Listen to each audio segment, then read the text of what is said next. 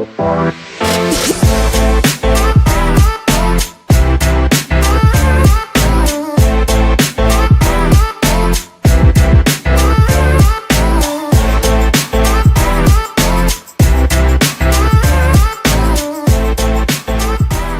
going on, everybody? Welcome back to the PFF NFL show. We're still here in Indianapolis for the Combine. It's the middle of Combine week. Things are totally underway now when it comes to the on-field drills. The podiums are underway. Yeah, we could wait to do a post-Combine mock draft, but how we're itching to do one right now, right? We heard the coaches, we heard the general managers, we've heard so many players, so many rumors of guys that we have talked to, whether they, cover the league, whether they're covering specific teams. It feels like so much has changed already. So we're going to do a post-Combine mock draft next week. But we just felt like we wanted to do one right now because of everything that's changing. Myself, Trevor Sikkema, with Max Chadwick, Dalton Wasserman. Guys, how are we feeling? Outstanding. I can't wait to do this. This is going to be a lot of fun. Yeah, fantastic. Look, the more mocks, the merrier, right? You might as well. We got 2 more months. Season. What's one more mock draft, right? What's one more mock Dalton's draft? got the backwards hat on right now. That's true. Yeah. Switched up the vibe. I like it. True ball. It means some ball is going to be. Colin good. Coward's not drafting. We're getting Coach Dalton on this show. That's exactly true. I usually try to go with it on the mocks just to kind of really get in that zone. I need the thinking cap because I don't think very much otherwise. You had the helmet on earlier. You had the PFF helmet on earlier. The only one that actually fit in that. Yeah. You guys actually need to do a show where he's helmeted up. You should. Day 3 of the draft. Could be day 3 of the draft. It hurts. 7 hours of a helmet would be rough. That might be tough. Maybe an Oklahoma drill down there. What, on day 3 of the draft? All right, don't give away our draft plans. We need people to actually tune into it. Okay, so here, what we're doing on this show, because we're sort of coming to the part of the draft calendar where we're getting more towards predictive mocks, that's what we're going to do here. The point of us doing a mid-combine mock is because we want to talk about what has changed, what we believe changes with what teams are going to do in the first round here. So we're going to give you a first-round mock that is going to be more of a predictive mock draft, what we think will happen. Guys, you decided the order before I could. So what is it? Who's kicking it off? Who's going number 1? I believe I am. Okay, you're going number 1. Dalton, are you going number 2? I'm going second. And then I guess I'm batting cleanup going number 3, and obviously we will rotate until we get to the final pick of the first round. So, Max, that means that you were up at number 1 overall. We've heard a lot about the Tennessee Titans. We've heard from Brian Callahan, their head coach, Mike Borgonzi, their new general manager. What do you think happens at number 1 overall? Who are we going with here? It's fascinating, and we're not doing any trades in this mock draft either because I think that is an option considering we only have 2 top 100 picks right now in this draft. With the news of Harold Landry being on the trading block, I am going to go with Penn State's Abdul Carter at number 1. Now, I know there has been some injury news on that front with him between the shoulder injury and the foot injury that he won't be getting surgery on. I know that's not great, and he won't be working out here, and he would be a terrific participant in the Combine, but I think it's starting to become more and more likely that Abdul Carter could be the number 1 overall pick for a team that already needed an edge rusher even with Harold Landry in tow. Now with him potentially off the team, it becomes that much bigger of a need. And Mike Borgonzi even said, if there's a generational talent in this draft, I'm going to take him number 1 overall. Now, he did say there are a few generational talents in this draft, which I do think trading down is an option. But I think, I don't know what quarterback they prefer at number 1 overall. The way that Brian Callahan was talking made it sound like more like a Trevor Sanders because he says he values accuracy, timing, and everything else. So I think that says more about Sanders and Cam Ward, but I do think Abdul Carter is very much in play at number 1. I'm going to go with him here. Okay, Abdul Carter off the board at number 1 overall. That puts Dalton on the board at number 2.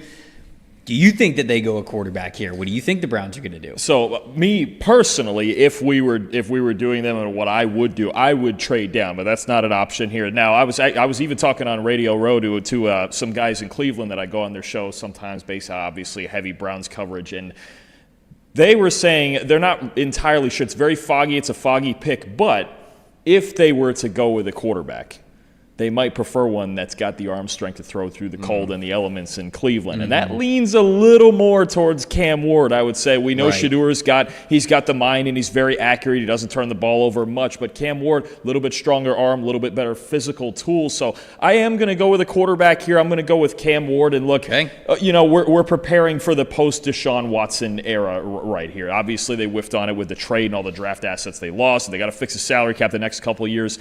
they're in all likelihood, they're not going to win much next season. They're going to be having another high draft pick. And if they're going to take a quarterback from this class to set themselves up for the future, we'll go with Cam Ward from Miami. Yeah, I do think that if Cleveland's going to be drafting a quarterback, Cam Ward is going to be their guy for those reasons. It just, like you said, he's got the better arm strength. And I do like the idea of them resetting, sort of having that starting caliber quarterback on a rookie contract. So sort of resetting their window there as they recoup some of that money and some of that salary cap with Deshaun Watson going to be moving on from him at some point. So we'll see obviously what happens with how much money they end up getting back with the re-injuring of the Achilles, because I know there's sort of an investigation there of like, okay, well, how did that happen? Did it happen at the facility? Did it happen when he was on his own? Because if it did not happen at the facility, if he was doing something on his own, then they might be able to get a little bit of cap relief from that, and you can start to void that guaranteed money there. So either way, they're certainly going to be going in a different direction with the quarterback, and I don't think they have the salary cap flexibility to be able to do with that in the pro market.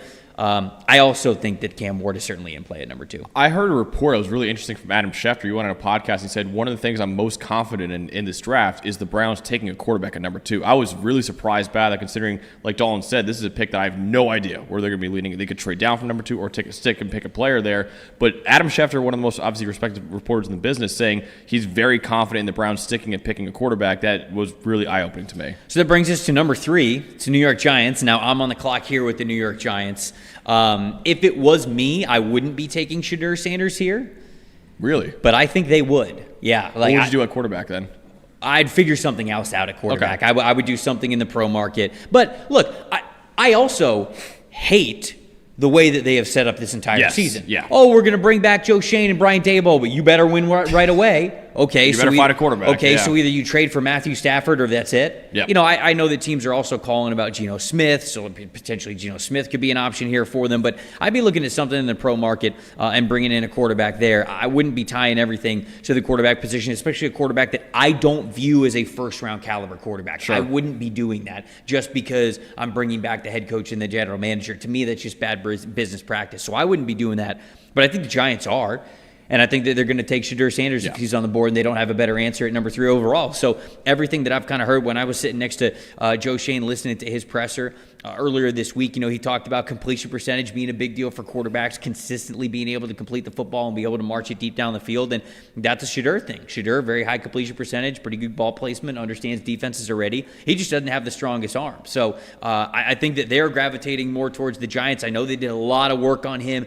Basically, everybody that has to do with anything when it comes to decision-making with Shedeur met with him when he was at the Shrine Bowl. So that makes me feel like they are very much invested in him, and I think that he would go number 3 in this scenario. And the DAP heard him around the world, right? At the correct. Shrine Bowl The DAP heard around the world. Yes, is a good way to say it. And you mentioned the completion percentage. Shedeur Sanders is the all-time leader in FBS in completion percentage as well. So if that's Bo Nix? Yeah, he did.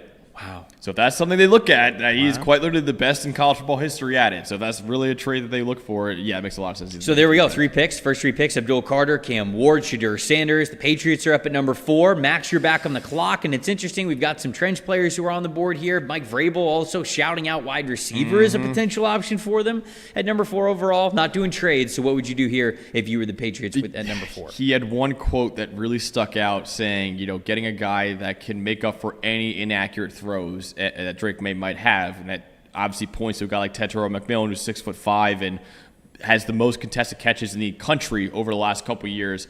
However, the number 1 player on the board is still available in Travis Hunter, the best non-quarterback in this draft, and I think honestly by a good bit. He could be a really good receiver for Drake May, and he could form one of the best young cornerback pairings in the NFL with Christian Gonzalez as well. I think he should be the first non-quarterback taken in this draft for how unique of a prospect he is. And if he's here at number 4 overall, I honestly, this is probably the floor for Travis Hunter. In my opinion. Okay. So you think that they would go Travis over Tet or any of the offensive linemen? Okay. I think so. So then we got Travis Hunter off the board at number 4. Puts the Jags up at number 5. What do we got here? All right, this is where the combine fodder gets fun for me, because we know the Jags have several needs, both in the trenches, in the secondary. I could even go for another receiver, maybe later in the draft, not up here. I don't think Tet's, for as much as Tetairoa McMillan and Brian Thomas would be fun, I'm not going that route. This team needs to get better in the trenches. You could think about a guy on the offensive line like Will Campbell, moving him inside. They need to protect Trevor Lawrence. But look, I know We heard, Mason Graham measured in at 296 pounds, and he's got the shorter arms. And look, that's a factor for a lot of guys that we really have to put a lot of thought into as prospects. I could not care less with Mason Graham. This is one of the 4 best football players in this draft. You think, hold on though, you're not making the pick.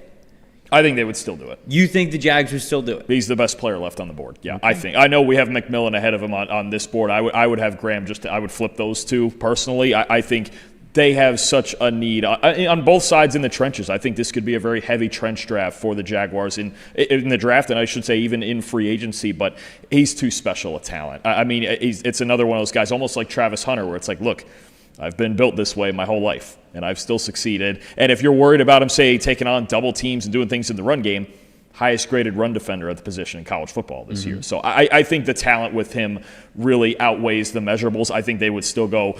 Will Johnson's also an option here, somebody at cornerback to help the secondary, but I think they would still go Mason Graham here and get an impact defensive tackle. So the reason why I'm having a little bit of a back and forth here with Dalton, not because I don't think he's a good player. I've got Mason Graham 5th overall on my board, and I think the tape is king. But I know that Trent Baalke's not the general manager of the Jags anymore. If he was, I would tell you that there's no shot that this is that part is true. Yeah. But when you look at his measurables and how Mason Graham measured in, a little bit over 6'3", that's 59th percentile for the position.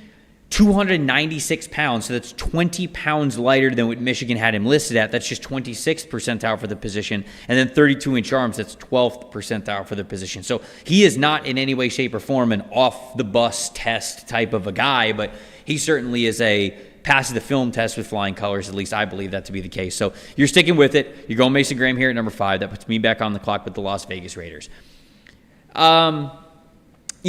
Ski trip included. I do think that the Raiders are the front runner team to land Matthew Stafford, and I think that certainly it's a conversation of Matthew Stafford coming back to LA and figuring things out. But when you go out and you meet with somebody like Tom Brady and you have those sort of talks with him, and if Tom Brady is fully invested in Matthew Stafford and paying him the money that he believes that he is worth it, $50+ million a year for the next 3 years or whatever it is, I actually think that we get a deal done here. And I'm going to operate with this mock draft thinking that Matthew Stafford is a member of the Las Vegas Raiders. So that's how I'm going to go about this. And at number 6, I'm going to take Ashton Jeanty from Boise State. I finally got you on board. Look, and we've talked about this over the last couple of weeks of where does the range for Ashton Jeanty begin? And I think you could make a case for it beginning at 4 for the Patriots, but in reality, I think it's more so 6 with the Las Vegas Raiders, especially the way that their new general manager, John Spytek, was talking about how he wants to build this team. And he said, offensive line, defensive line, and running the football. Obviously, trading for a Matthew Stafford, that would be paramount for them as well. But if you get Matthew Stafford, if you get Ashton Jeanty, how much different does this team then look in the span of 1 year? And now you've got Pete Carroll as head coach as well. So massive changes on the offensive side of the football. I really do think that this is in play here. And especially if they go get Matthew Stafford, which is, I feel like it's leaning in that direction, I'll have them taking Ashton Jeanty at 6. I like it. Leaves me... I'm puzzled here at number 7 with the New York Jets. I'm going to consult the resident Jets fan in Dalton here because I look at the top player on the board here in Tedero McMillan, and with Aaron Rodgers no longer being with the team, I have to wonder if his best friend, Davante Adams, will no longer be with the team either. You got to think. I think so, yeah. Right? Aaron Glenn was much less. It seemed like they haven't really decided that yet, and there needs to be more conversations with Davante Adams. He said for right now, Davante Adams is on the team, and I think there's still maybe some negotiating that happens with that. They have to bring down the cap number either way if he's going to stay. So there's going to be even a business decision involved in that. So I think that's a little murkier, but you do make a good point. If there's an assumption here that Adams is going to leave, what better fit than McMillan? I think he would be the perfect complement to Garrett Wilson in the receiver. And the Jets GM said Davante's on the team right now. Obviously, we have a plan there. In the next few weeks, we'll kind of address that issue. But right now, Davante Adams is on the team. So that, to me, it sounds like they have a plan. Obviously, I'm still going to go with Ted or McMillan. I think getting him with Garrett Wilson, I think they complement each other perfectly in that offense as well. So I think this is too good of a player to be leaving the board here at number 7 overall. And I think Tyler Warren's an option. Will Johnson is also an option as well, but I think Ted McMillan would be an awesome pairing with Garrett Wilson. Carolina Panthers up at number 8.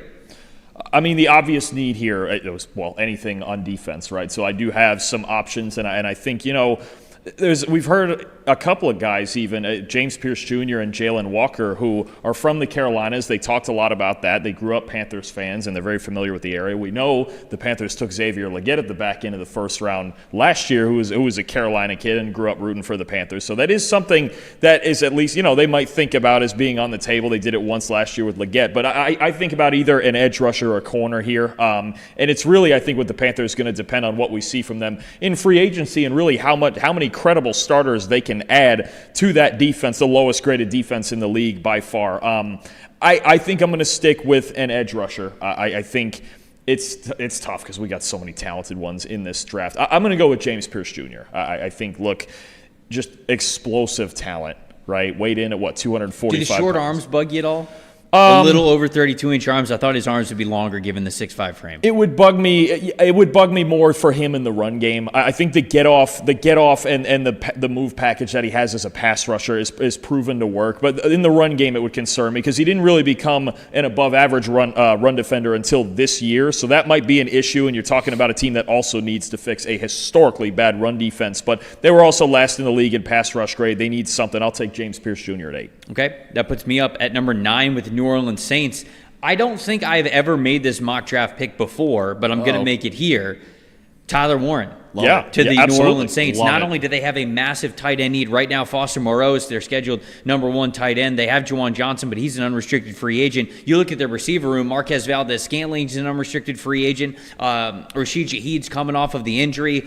Chris Olave's now had way more concussions than I mean, you could feel comfortable with going into next year. Obviously, you hope that he never has one again. You hope that he has a long career after this. But it's dangerous to think about how much longer he can even play the game of football if he continues to go through these concussions. And Tyler Warren is so much for you. He's extra help with the blocking. We talk about them having offensive line needs. He can be a chess piece that you play out of the backfield as well. He can play as an X receiver. He can play as a slot receiver. And he can play as a receiver just in line at the tight end spot. So to me, he's the do-it-all offensive player that they really need. So Tyler Warren to the New Orleans Saints here at number 9. I think Kellen Moore is going to understand, even just coming from Philadelphia, how important a piece Dallas Goedert was to that offense and feel like Warren can be a similar type presence. And, especially you mentioned it, trying to work the run game up front along, to get Alvin Kamara still getting the yardage we need to get him. And, it looks like they're going to stick with Derek Carr one more year. Warren, I mean, what a weapon to add, especially if he drops to them at 9. I think that's a really talented player that they're adding to a room where they need it. That's a great pick. Honestly, I think that was one of the comps I had for Tyler Warren was Dallas Goedert as well. So it makes a lot of sense that Kellen Moore wants to get another guy like that in his room. All right, so I have the Bears at number 10.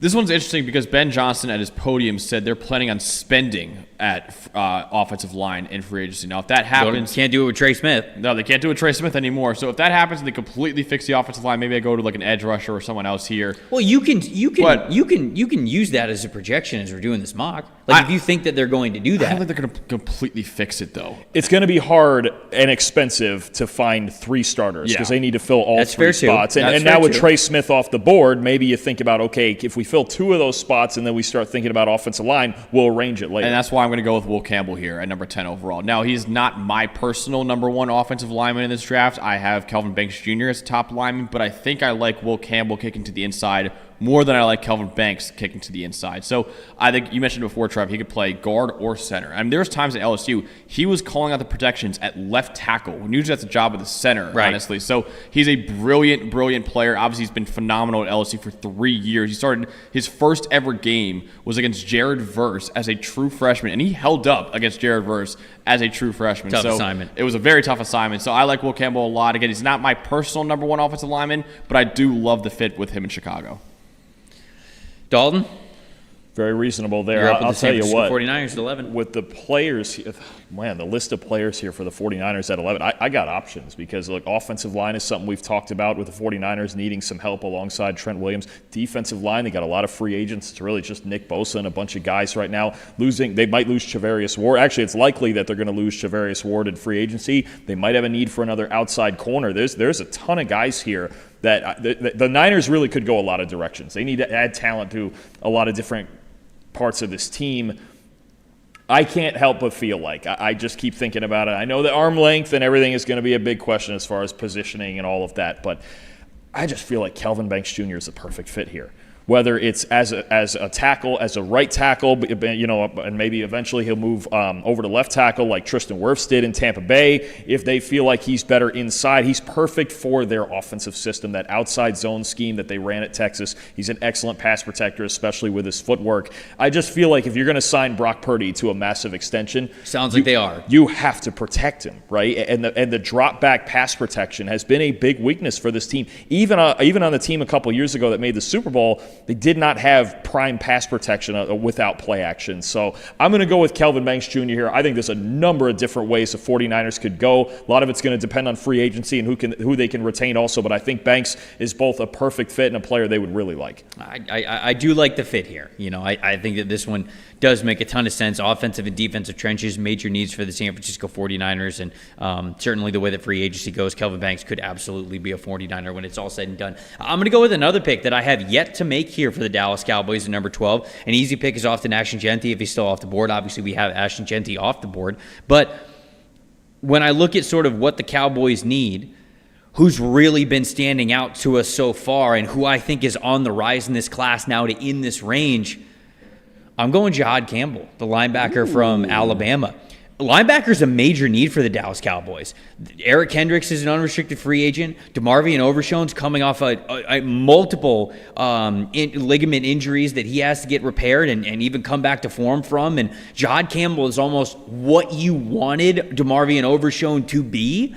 And so now if he comes back and he's the player that you want, well, all of a sudden, now you've got these two crazy, long, great athlete linebackers at the second level. Jihad Campbell is somebody who I think can rush the passer very well, whether it's off the edge or blitzing up the middle in the A-gaps. He gives you a lot of coverage potential as well. He's very twitched up. I think we're going to see him test very well here even later today as we're recording this show. So I'm going Jihad Campbell, who I think is a big-time prospect on the rise, and I think his range is now in that top 20. I was thinking about, I don't have the pick because you have it here too, but I was starting to think about him earlier in the week, maybe even with Seattle at 18, where there's a real need there. They have Tyrese Knight, not really another starting caliber player, but it sure sounds like he's going to go earlier than we expected him to a couple months ago. I kind of think the floor is 19 for him, Tampa Bay, because I've talked to some people. Well, you just want plugged to go in there, don't you? Well, yeah, I've heard from a couple of people that might be the case there. All right. Okay, Max, you're up next. All right, I have the Miami Dolphins here. So there's two players I'm really looking at right now. One of them is Malachi Starks because Javon Holland is set to become a free agent. He could actually be the number one free agent available because both T. Higgins should get the franchise tag or at least a transition tag. And then obviously Trey Smith already received the franchise tag. So Javon Holland could get $20 million a year, if not more. And if that happens, he leaves Miami. They do have an even bigger need at safety. Malachi Starks to fit that. But I'm going to go on the offensive line here because of the news that we got that Teron Armstead probably won't be with the team anymore. That's the way that they said that they are operating. Yeah, and he lowered his contract from, I think, $29 million to the vet minimum to help them figure out what they're going to do. I think Armand Membu fits that scheme really well. He's a really, really good zone blocker. He had an awesome year at Missouri this past year. He had like 85-plus grades, I believe, both as a pass blocker and run blocker. I would have loved Kelvin Banks Jr. if he was on the board here at 13 overall, but if Armstead leaves, a big need becomes a massive need in Miami, and I think Armand Membu would help fill that a little bit. Okay. The question there real quick is just where does he play? Because you have Austin Jackson at his right tackle spot where he played at Missouri. So is it an inside thing? Can he flip over? I'm very comfortable playing him inside, and then if Austin Jackson does not play at a higher level, kicking him out. Then move him back out. I'm very comfortable. Is there any chance, because I'm kind of a believer that they're as more equally important than people think, is there any chance Membu could think about, I think he's only going to be 21 soon. Mm-hmm. Could he flip over? 100%. Yeah. The whole could he I don't think that it's impossible. And there are some guys who pick it up pretty easily. Other guys, it is more challenging for. But I don't think you could ever go into one of these exercises and say to yourself, no, he can't move over to left. It's really until you prove that you can't kind of a thing. I feel like these guys, especially players that we talk about this high, right? If we're talking about a player who's more of a mid-round pick, a third, fourth, fifth-round pick, I might be less inclined to say, yes, I feel great about them as a natural athlete moving to the other side of the offensive line. But for a guy like Armand Membu, I believe that he could play left tackle, yes. It's reasonable. Yep. Colts at 14. Is this me or is this you? This is me. Dalton, I'm you? second. Yeah. Yeah. The player that just an hour ago you said you would love for the Indianapolis Colts is on the board for the Indianapolis Colts. I know, but the weird Don't back out now. Well, there's a scenario here where I actually didn't envision. I'm surprised at how we had this unfolding because I generally make that we're talking about Jahdae Barron here, possibly with the Colts, and generally for me, that's under the assumption that Will Johnson's not on the board. Will Johnson is still on the board. And this would be a real debate. Now, look, the Colts have a need at tight end. If for any reason Tyler Warren fell here, home run pick, or I don't know if they would ever trade up for him, but they have needs tight end, along the edge, need a little more pass rush, and they've had outside cornerback issues for a while, right? This is a tough one because now this depends on what you think between Barron and Will Johnson if this scenario were to come up and what Lou Anarumo thinks whichever one fits their defense more. And because I think there's some people that might have Will Johnson as a top 5 or 6 player in this draft, right? Although you have Barron as CB2 now behind Travis Hunter. I do. I think this would make for an extremely tough decision. And even for me, you talk about Lou Anarumo needing his defense to be so flexible, but I know the injuries are a concern, but Will Johnson's so good. I mean, there's Patrick Surtain comps floating out there. I think. Do you think the NFL would draft him ahead of Jahdae Barron still? Yeah. Oh, yeah. It's what we would do. This is what you think the NFL is doing. It may be a coin flip, honestly. But, I mean, we've seen so much dominant tape from Johnson. As long as he's healthy, I think that's the biggest question. And there's some people who are out here going to question his 40 time, but he even said during his presser, he goes, have you ever seen anyone run by me? I mean, the Colts just need to get better in the secondary all the way around. I think it's another team where Malachi Starks could be an option too. I'm going to go with Will Johnson. I still think there's going to be teams that view him as a top 5, 6, 7 player in this draft. It's tough because Barron would fit their defense very, very well. I didn't envision a scenario here where Johnson would fall this far, but it's entirely possible. It happens to 1 or 2 guys a year you don't expect. It's a home run pick. If he's there at 14, I think it's a home run pick for Indianapolis. I love that. All right, so now I've got the Atlanta Falcons up at number 15. Man, certainly have edge rush needs, have corner needs. I love Jahdae Barron. I love him. Barron would be sick here, He'd be so good in Raheem Morris's defense. Oh, man, do I go with him here? I'm trying to think if there are any other like big-time risers that we have had so far throughout the Combine. Is there, real quick, probably not because of the needs on defense, and they're using every single one of their interviews on defense, right? Correct. That is what the report was, but yes. Do you have any thought here about Luther Burden?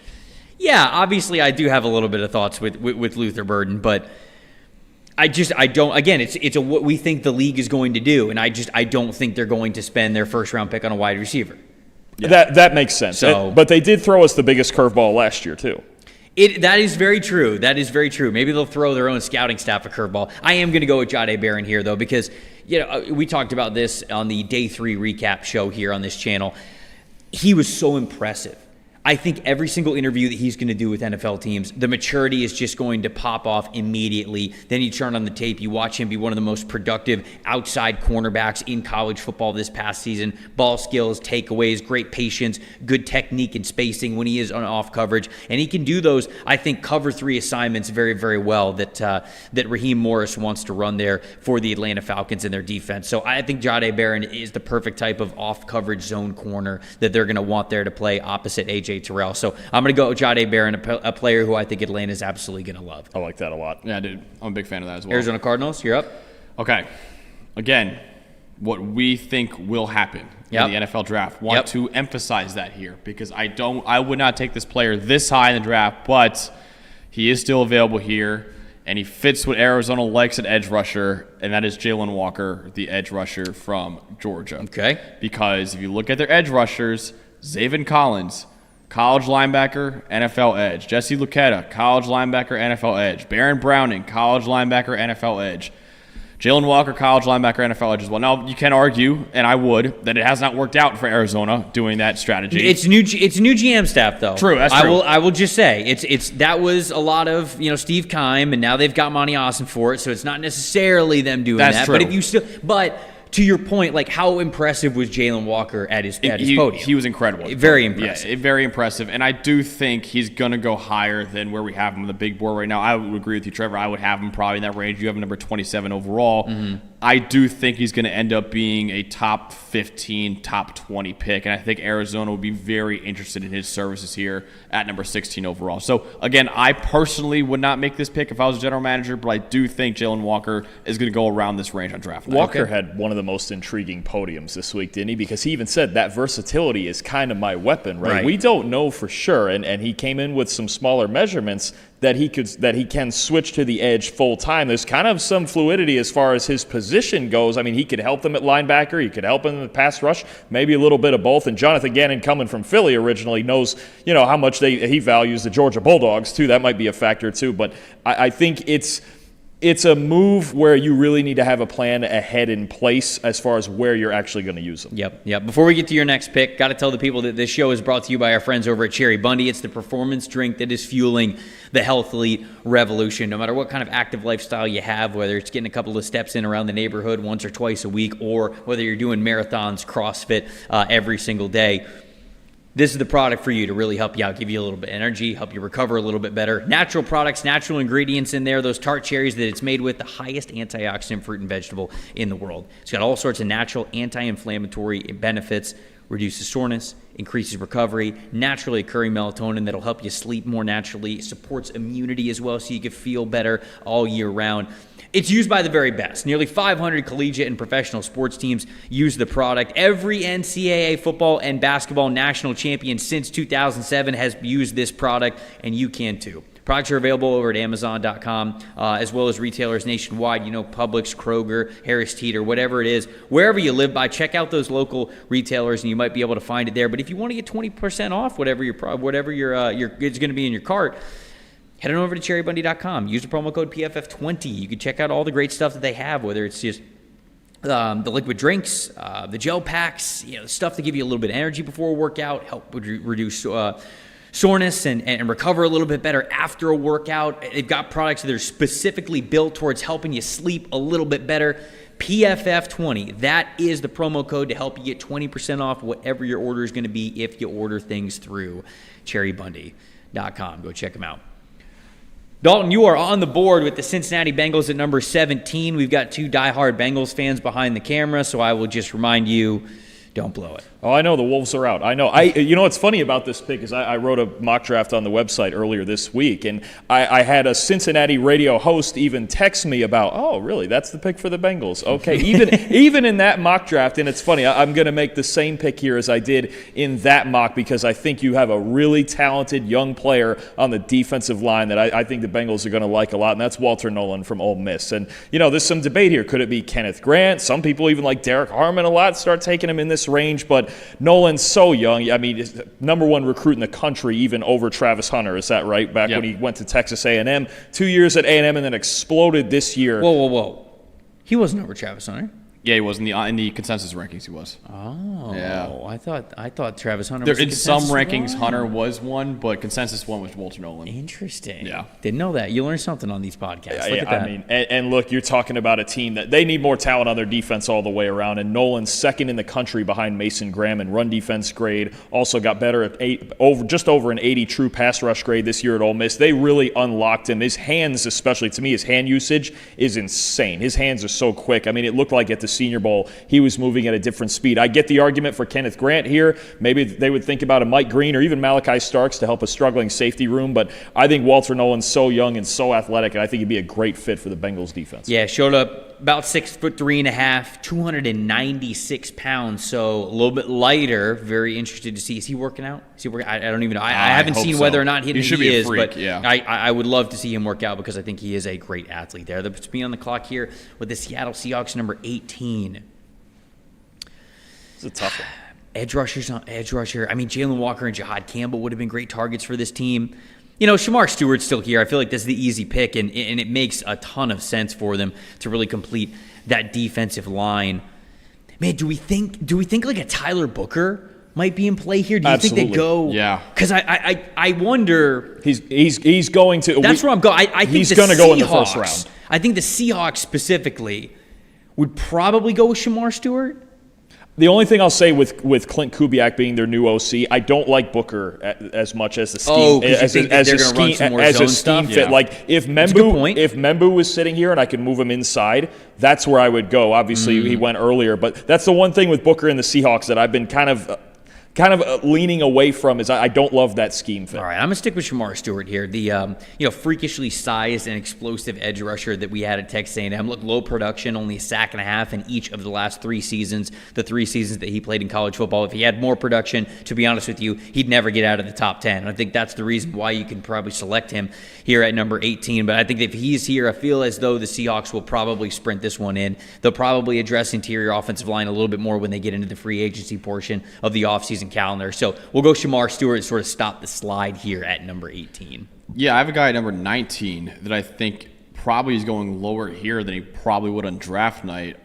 Trev, how do you like Mykel Williams in that defense? It's kind of weird because it's a 3-4 outside linebacker. I don't know if I love it as much as maybe a Mike Green, but I feel like Mykel is going to go higher than Mike Bowles Green. loves to stop the run. He does. I just don't think they'll draft a guy who doesn't have a lot of sack production. Okay. Or at least just backfield production. I don't know. Well, that leads you elsewhere, maybe. Well, I'm looking at Mike Green as well. I think they would like Mike Green a lot. I like him as a 3-4 outside linebacker. The tricky part with Mike Green is, of course, when he was in high school, there was sexual assault allegations. When he was at Virginia, there was another sexual assault allegations. And he was asked about that when he was at the podium, and he's like, nope, nobody had ever interviewed me about it. It was sort of a strange answer that he had. And so I think the NFL teams, they're going to gather a lot more information between now and draft day. I don't know what the truth or the consensus is going to be with Mike Green because he's a phenomenal pass rusher. We saw that this past year with an elite pass rush grade. We saw it at the Senior Bowl. I just don't know what's going to happen with the off-the-field things that he's going to go through. Yeah, that's I didn't want to talk. I was going to say, that's what I'm kind of holding me back from Mike Green, right? Because I do love the fit as a 3-4 outside linebacker. I will stick with Mykel Williams there because I do think there's not as much, obviously, off the field with Mykel as there is with Mike Green right now. How do you feel about Nick Scorton being a little bit lighter? I was just going to ask that. I was looking at it. But again, I would do that. But this is what I think is going to happen. I think Mykel Williams is going to go higher in the draft than we think. I mean, he's right now on the consensus board. He's still a top 10 prospect in this draft. So I think Mykel Williams is going to go probably somewhere in the top 20. Getting off the D-line there for a second, too. Could it be something more on the back end of their defense like Malachi Starks, or even they maybe go down to linebackers, say Demetrius Knight? I think you mentioned Jahad Campbell, but if they're really looking for linebacker and they feel like, okay, maybe there's another first-round one, what do we think? Yeah, I mean, I think if Jahad Campbell's there at 19, they'd absolutely love him. I feels like it's the same with Jalen Walker. If either of those guys are there, I think that they would love both of them. I think they'd love Donovan Ezeraku. Maybe not in the first round, though. I think if they wanted to draft him, they'd probably trade down a little bit and then draft him. But he is their type. He has that kind of ball production and what they're looking for with forced fumbles and tackles for loss and things like that as a stand-up outside linebacker. So I think that they would like him. I would have considered him at 19, but perhaps they just believe, look, maybe Mike Kell is just going to put on an absolute show when it comes to the athletic testing. And if that's the case, perhaps he is a top 20. And I think the Trayvon Walker comps are for good and for bad. Obviously, the bad not being that much pass rushing production at Georgia, but the good, they're both freak athletes. And I think Mykel Williams will be a freak athlete at the combine. And I already hit the draft button on my mock draft simulator, so I'm not going back on it. Okay, all right. Well, there we go. That's we don't want to start it all over it comes now. down to. So, Dalton, who are you going with here at number 20? I got options, and one thing Sean Payton's been talking about lately is getting some jokers in this offense that are mismatches, right? It's a compliment. Absolutely. You know, sometimes you say like, "Hey, we're getting some jokers out here." Sometimes that could, be an insult. Sometimes a little of both, right? Think about, guys, you need a couple. What versatility? It's important. Yeah. You just wait. Say again. Versatility is important. Well, that too. Yeah. Well. But he said the word jokers himself. No, I know. Yeah. But I'm just saying that when you use it in the way that you did, look at it, we got some jokers over there, Like I think people would look at us and we're sitting. People would look at us and we're sitting at the table. They'd be like, "Look at these three jokers over here doing a mock draft," But Sean Payton would be like, "Look at these three jokers," but he'd say it in a right. Great Well, way. yeah, he's right. Larry Moe and Curly here are figuring out this mock. Can you tell we've been here for 5 days in Indianapolis already? Yes, it's going off the rails pretty quickly. Correct. Anyway. That type of player. Who they can say? Somebody who's versatile. Now, I think about a tight end like Colston Loveland. I think about it, but there's a guy at the very top of this board here who fills a similar role from the receiver spot when you talk about yards after catch, explosiveness, making people miss, making tacklers miss. I think Luther Burden III here would be I don't know. I mean, maybe not in their opinion a sprint the card in guy, but I think he adds a dimension. For as much as this passing game with Bo Nix is still kind of conservative, he would add a yards after catch element that they just don't have right now. I know they have Marvin Mims, and he's more of a gadget player. Luther Burden's kind of a more complete version of that and would add an element of speed and tackle breaking to that receiver room. I'm going with Burden from Missouri. Okay, sounds good. I get this. I had the Pittsburgh Steelers here at number 21. There's a big question here. Man, I don't know what the Steelers are going to do here at 21. A wide receiver could certainly be an option for them. Like, I love a Matthew Golden. I love a Emeka Egbuka for them. Is that going to be their big-time priority? Defensive back, would they go with a corner? A lot of the good corners are off the board. I like a guy like Trey Amos. It doesn't feel like the NFL is as high on him as I am. Mm-hmm. Man, maybe it is wide receiver. I like Egbuka here a lot. I know. What about Malachi? No, they need corners. I think if you're going to secondary, you're going corner. Like you're going with right. Amos or... He just feels like a Steelers type of a player. With an Amos or like Siobhan Ravel, I think about as a guy in a similar kind of mode as Joey Porter Jr. The other question here, this is predictive, is it a quarterback? Just a theory. I wouldn't necessarily. I know they're trying. Do you think they'd take a chance on Dart? That seems because Dart's the only one that I'd put in this mock. That seems to be the one that's floating around. But with the Steelers, I don't think they would. They're trying to re-sign one of the two guys from last year. Omar Khan even said that in his presser. Yeah, right. But they need, even then, they need a long-term solution. And I know some people will point to Justin Fields, and he played decent for 6 games last year. I can't imagine them thinking that drafting another quarterback in the 20s like they did with Kenny Pickett is going to work out. But right now, we have no idea who their quarterback is. Russ could leave. Fields could leave. There's been talk about maybe the Jets, some rumors with Justin Fields. Pete Carroll's sitting out there in Vegas. We don't know at all if either of those guys. They don't have any quarterbacks signed. I think they're going to sign one of them back. I'd be surprised if Russ and Fields are both gone. Or if they don't have nothing else at quarterback either. So I don't think they're going to take Dart or Miller. Or could you do it anyway and develop them behind? If it's Wilson, let's say if it's Russ. I don't think they're taking a quarterback here. I'm not saying I would at all. I'm with you guys. Yeah, but it's floating out there. Yeah, I personally don't think they're going to do it. I think they'll probably take a receiver here at 21. I think I might go out of left field here, actually. Oh, here we go. Common Cord. No, I think I'm going to go with either Darius Alexander or Derek Harmon. Oh, okay. Cam Hayward. Love him. Phenomenal. Even last year, incredible. Larry Ogunjobi's on the team. Now he's 30, so he's above the age of 30 now. You've got Keanu Benton, but I think they kind of want to keep the depth of that defensive line pretty strong too.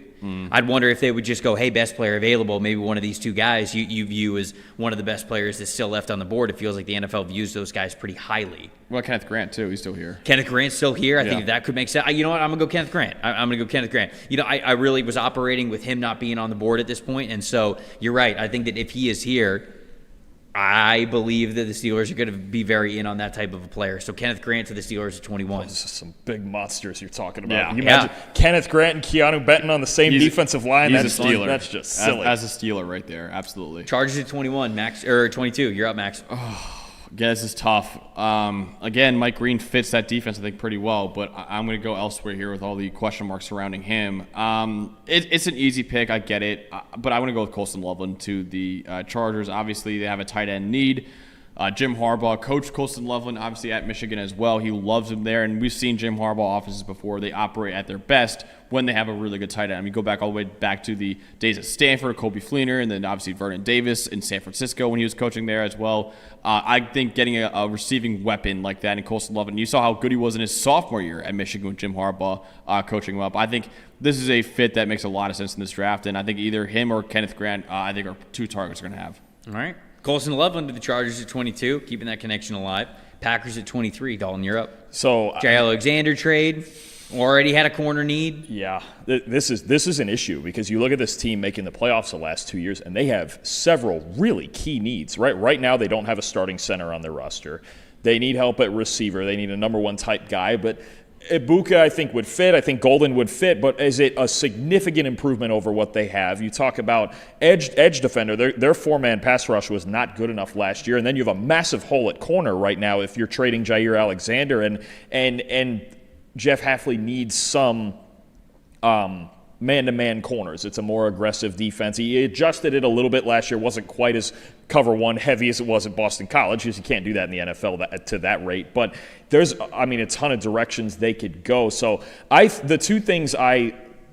three things I think about, actually. One is Mike Green at the top of the board. Is this a team that would take the chance on the things you talked about? Because he's extremely talented, and they need someone explosive off the edge that can win one-on-one when they send a four-man rush. Two, I think about a guy like Gray Zabel from North Dakota State, who is likely, we think, to play center. We're kind of figuring out what the interior position is there, but is he someone they could go, okay, plug and play center? He can play center. Zach Tom stays at right tackle instead of moving around. Or I think about a guy Jeff Hafley has connections with, and that's Donovan Ezeraku from Boston College. Knows him well already. Knows who he is. That's the one that's been churning in my head this week. Is sometimes it's about connections. We talked about it on an earlier show with Jack Kaiser and Al Golden, right? But is it a similar dynamic there with Ezeraku and with Hafley? So I think I'm between the two edge guys, Green and Ezeraku. Where do you think you would? Getting advice here. Where do you think you would go between the two guys? Ezeraku. I'll go Mike Green, but again, I just have no idea with him. So I love Ezeraku. I love Ezeraku. Is it the advantage of knowing who you're dealing with there, with Jeff Hafley as his head coach in BC? Yes. Let's do that then. Let's go Donovan Ezeraku to the Packers. Okay, all right. Ezeraku off the board, came in the first round. Absolutely love that. The agenda continues. I may have pushed it a little bit there, but we love it. The Minnesota Vikings are a team that I think is going to trade out of the first round. I don't think they're picking here at 24. I don't. They have 4 picks right now in this draft. They don't pick again until number 97. This is a team that I absolutely believe is going to move back. But with them sitting here at number 24 and Tyler Booker being on the board, I think that's a major area of need that they need to make sure that they shore up before they go into next season and to start a young quarterback for the first time in J.J. McCarthy. So if Tyler Booker can make it to them at number 24, I think that this one makes a lot of sense. If one of those top corners was here, I'd really consider that as well. I think Jahdae Barron would be perfect for them. Certainly Will Johnson if he somehow made it to number 24. Again, I don't think the NFL is as high on Trey Amos as I am, but I certainly think they are as high on Tyler Booker. So I'm going to go Tyler Booker here at 24 for the Minnesota Vikings. It's an interesting call because I think you could go with defensive tackle as well. They were a bottom 5 interior pass rush team according to our pass rush grades last year. I think Malachi Starks is another one still sitting on the board, and that's a spot he could fit in. I think Brian Flores would love him. You got plenty of options, but you have to protect J.J. McCarthy as well. I get that. Booker, one of the arguably the best pass-protecting guard in this draft, so I understand it from that standpoint. It's another one kind of like Seattle where I don't necessarily love the run scheme fit, but the idea is to protect McCarthy first and foremost, and they can work around that. All right. You're up, Max. The Texans at number 25 overall. See, if Booker was here, I think he'd be a slam dunk. That was exactly. You stole him. You literally stole it from under me. Yeah, get wrecked, nerd. I was about to trade with you to go up to number 24 to get him. No, but I think I'm between a couple of players here. I like Emeka Egbuka a lot in this offense. I know with the whole Tank Dell injury Get him back with CJ. Exactly. Get him back with CJ. They also need help on the interior offensive line as well, and Gray Zabel is staring me in the face there too. But Harmon, too. They also need help on the defensive line. Yeah, there's a lot of ways they can go with this pick. I'm going to go with the guy highest on my board personally. That is Emeka Egbuka. And obviously with Stephon Diggs as an impending free agent. Nico Collins is phenomenal, but Tank Dell going through his injury issues as well. Yeah. They sneakily have a pretty big need at wide receiver. I agree. All the things that's going on. So I think getting a reliable player like Emeka Egbuka, who's played with C.J. Stroud and done very well with C.J. Stroud before, I think that could be a really good pick for Houston. All right, Emeka Egbuka going off the board here at number 25. Los Angeles Rams now on the clock. Max, what are you doing here? No, I'm going back to back. Oh, no, did I say Max? Okay, sorry, Dalton. Dalton, you're up here at number 26. He ain't doing a damn thing. I operated as if they don't have Matthew Stafford anymore. You can. It's up to you, I suppose. It's the same argument now, sort of, we're having with the Steelers, right? Where we suddenly have no idea. They seem like a Darnold team if they do that. I do agree with that because he is cheaper than Stafford and he ran under O'Connell. McVay is going to get the intel from O'Connell on Darnold for sure. Sure. I mean, it's the same system, and obviously they were together. I mean, that makes a lot of sense if they lose Stafford as, they go get Darnold, and they're still kind of plugging and playing. They're fine. Where I look here for me is left tackle. I think two guys jump out at me as Josh Simmons and Josh Connerly, right? Mm-hmm. And it's going to depend. I think for me, Connerly, doesn't have quite the ceiling of Simmons, but I think he's a little more consistent. Simmons is a wicked athlete when he's healthy, and the question is going to be recovering from the knee injury. I think Simmons is going to go before Connerly, so I'm going to go with him here. I'm going to make an assumption that they're going to lose Alaric Jackson in free agency. They're already letting Jonah Jackson seek a trade. They're trying to get some younger pieces there on the offensive line. I'm going to go Josh Simmons for the Rams as their starting left tackle. Okay, all right. So Josh Simmons, somebody who, if he was fully healthy, I think he'd go a lot sooner than this, but it makes sense for LA, who's kind of retooling their offensive line, to take a chance on him and get him even just one. Might not have to start right away, but you get a really talented offensive lineman in there, so I like that. Baltimore Ravens up at number 27. This is definitely a Mike Green spot. Man, this could also be like a Malachi Stark spot as well, with as much versatility as he has. Oh, my God. Can you... Man. Because our Darius Washington is a restricted free agent, and he played really well this past year. I don't think they lose him. So then you're kind of caught up with three of them sort of a little bit. But I don't think that's bad, right? I mean, it's not prohibitive when you have a guy that talented, too. That's true. And they're all versatile. They also could need edge, so I think that Mike Green this is a spot where he could come off the board here for Baltimore. I'm also looking at offensive tackle like Josh Connerly, depending on how the NFL really views Josh Connerly, depending on what happens with Ronnie Stanley.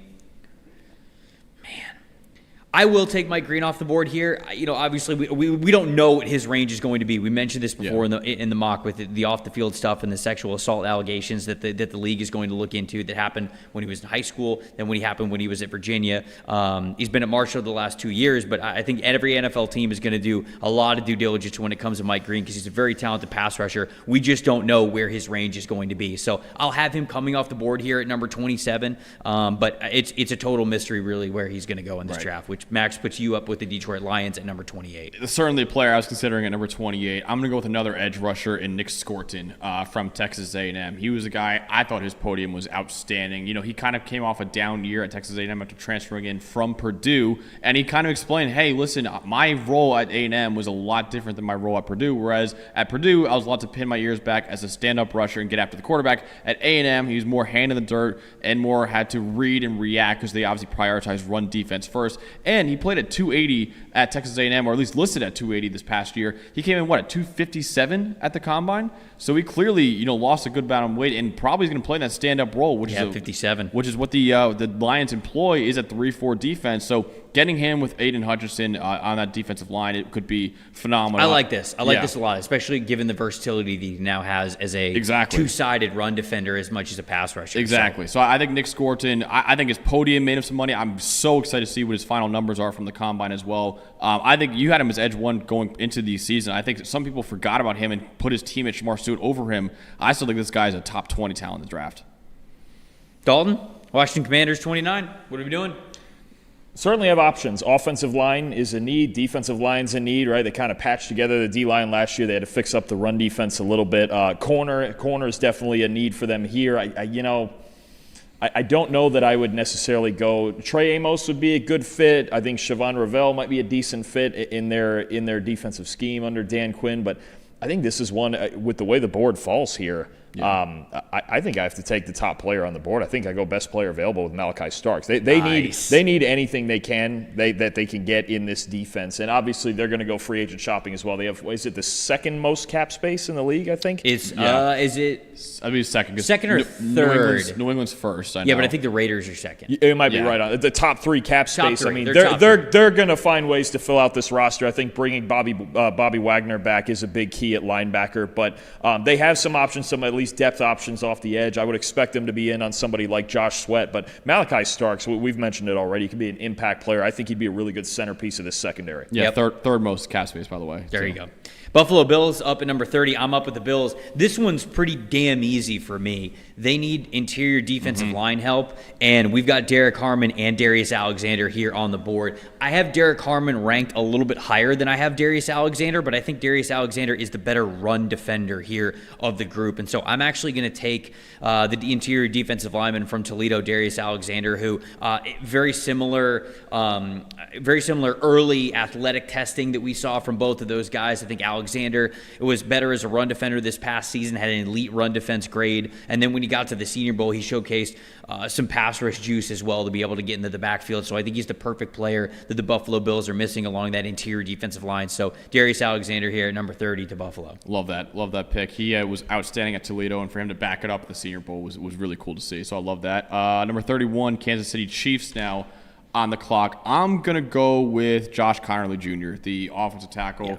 From Oregon. I think this is an easy pick for Kansas City here. I mean, we saw what happened in the Super Bowl with Philly defensive line just dominating the Chiefs offensive line. I mentioned before how that happened in the Tampa Bay Super Bowl as well for Kansas City.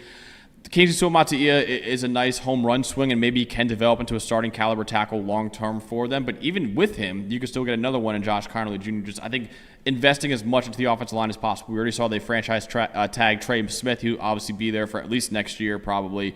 I think Josh Connerly Jr. makes a lot of sense for Kansas City. I agree. I think this is a home run pick if he is still on the board for them. It's the absolute biggest need that they have on that team. Dalton, bring us home. Philadelphia Eagles, world champs at 23 or at 32.